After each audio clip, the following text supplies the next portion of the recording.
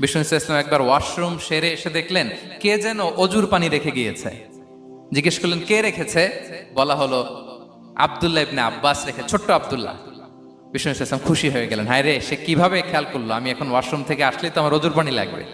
খুশি হয়ে একটা দোয়া করলেন তার জন্য। তিনি বললেন আল্লাহুম্মা ফাক্কিহহু ফিদ্দীন ওয়া আল্লিমহু তা'বীল, মানে হে আল্লাহ, আপনি তাকে দ্বীনের জ্ঞান দেন এবং কোরআনের ব্যাখ্যা তারে শিক্ষা দেন। বিশ্বনবীর এই দোয়া এমন ভাবে কবুল হয়েছে, এই আব্দুল্লাহ ইবনে আব্বাস যত মুফাসসির পৃথিবীতে আসবে সকল মুফাসসিরদের সম্রাট হিসেবে আল্লাহ তাকে কবুল করেছেন। বিশ্বনবীর দোয়া তারা পেয়েছেন।